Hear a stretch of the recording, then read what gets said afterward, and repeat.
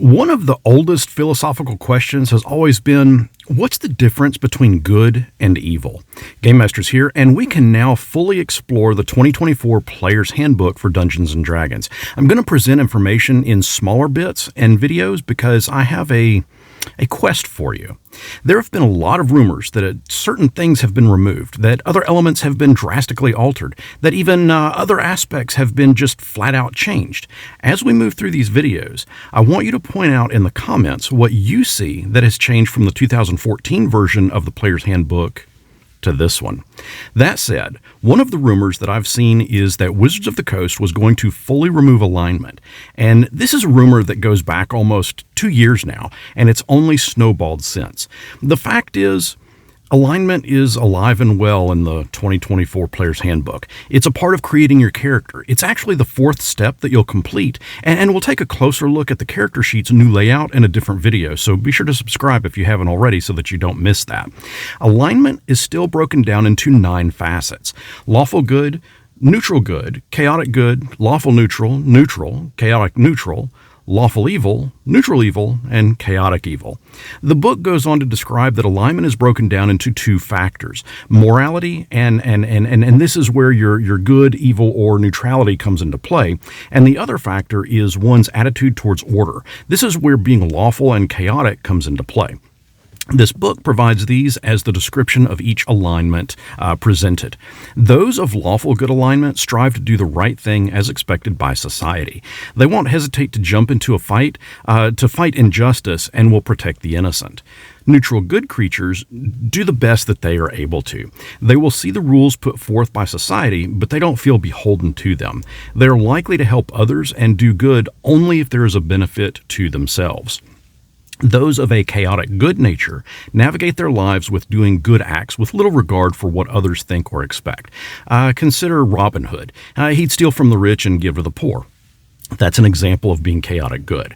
Lawful neutral creatures act in accordance to the law, to traditions, and according to their own code of conduct. This would be someone who isn't going to do good just for the brownie points, nor are they going to give in to the temptation of evil deeds. Those of a neutral alignment prefer to avoid questions of morality, and they will rarely take a side. They will simply do what they feel is best at that specific time. One day they may help an old lady cross the street. On another day, they might not. Chaotic neutral creatures will follow their whims and value their own personal freedoms above anyone else's. Lawful evil creatures kind of take what they want, but within the limits of a specific code of traditions. The example provided in this book is an aristocrat that exploits citizens while scheming for power. Neutral evil characters can cause harm to others and will feel no qualms about it. If they can get a benefit from it, regardless of how it may hurt others, yeah, that's neutral evil.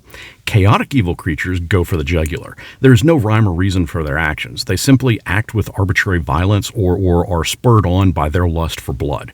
Now, if you want to do an act of good, if you are so compelled, I'd ask that you give this video a thumbs up. It really helps with that chaotic YouTube algorithm, and it also helps this channel to grow, and you'll have my eternal thanks.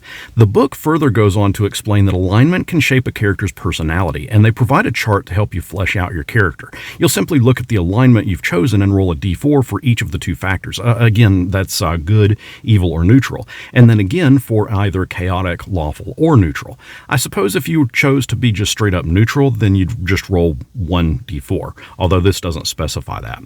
Then, of course, there are unaligned creatures. They cite an example of a shark. It simply lacks the capacity for rational thought. It may be a savage predator, but a shark isn't evil. It's just unaligned.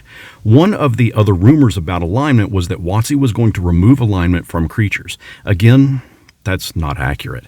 We'll check out the creature stat blocks in detail in a few different video, but in this example, you can clearly see that alignment, it's alive and well, even if the creature is a zombie.